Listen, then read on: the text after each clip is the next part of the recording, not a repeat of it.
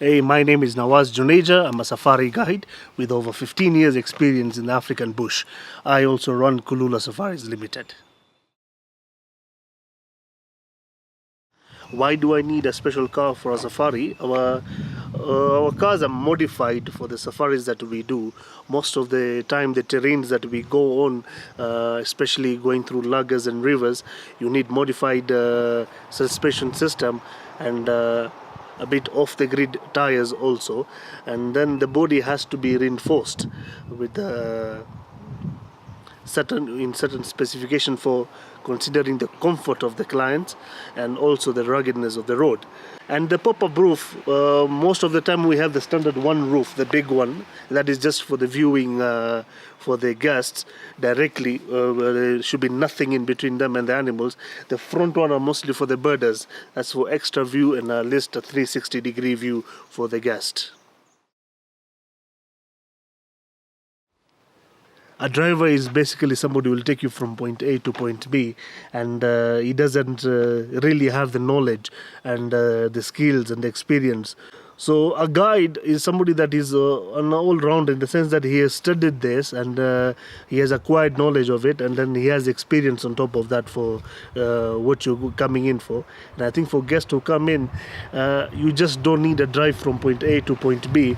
You need somebody who will tell you about the beautiful place that we have, the history of it, and also knowledge about animals, their gestation period, their habits, their behavior. Timing is everything, and the behavior of animals is essential for somebody who is in the safari business.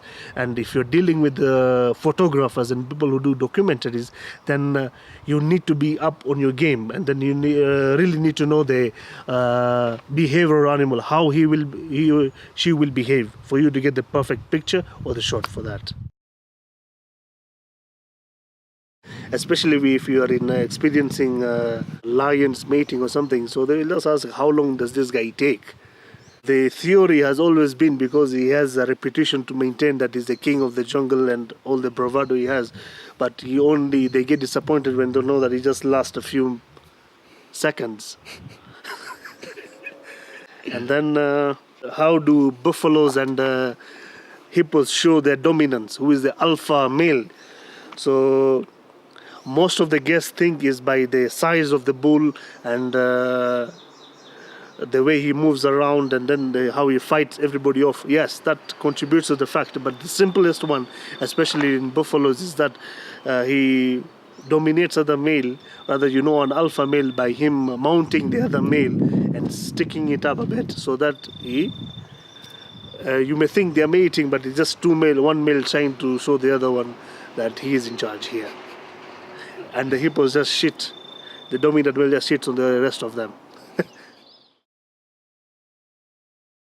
I had several of the weirdest experiences. One, I think, was chased down by a buffalo in Lake Nakuru when I was just going for dinner. That was on my own.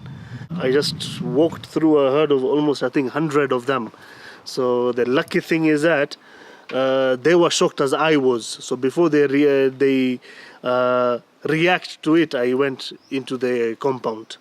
The second one was with guests. We were filming, or whether we were documenting some rhinos in northern Kenya, particularly in Olpacheta Conservancy. So we were having our small time there with this mother in the calf, and they were enjoying our view. So little did I know there's a huge male white rhino, and I think he felt that we were paying attention more to the lady and the calf than him. So all of a sudden I just see from the rear mirror this guy is charging properly on my car. So we started off. Of course, at that same moment the car doesn't start off immediately, so we had a bit of a bump from behind, and he really chopped off some pieces, good portion of the paint from my car. Then we started off and he chased us for a good distance before he gave up. So that, I think, must be the weirdest. And yeah, once monkeys stole our lunch. He'll have the audacity of sitting down and eating your lunch in front of you, and there's nothing you will do about it. Well, Mara, it's the most visited, the most loved. To me, it holds a special place also. especially where animals are concerned. The wild, the annual migration of wild beasts, which happens from June, July, August. It's a very magical point whereby you will see everything coming to coexist together, including human beings also, who they crowd to that place.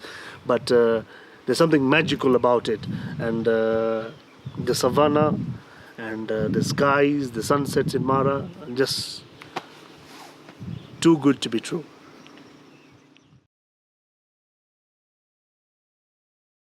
Well, Africa, they think Africa is a country, to be specific, because most of the time guests come in, I'm coming to Africa, and then we get to tell them that we have almost 53 countries here, and all of them are different and also have diverse cultures from their neighbors.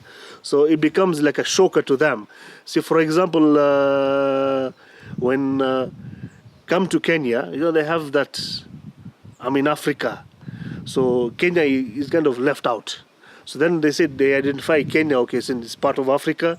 Then we have Nairobi, we have different towns and everything. So that's the prejudice, I think. They think Africa is a big country.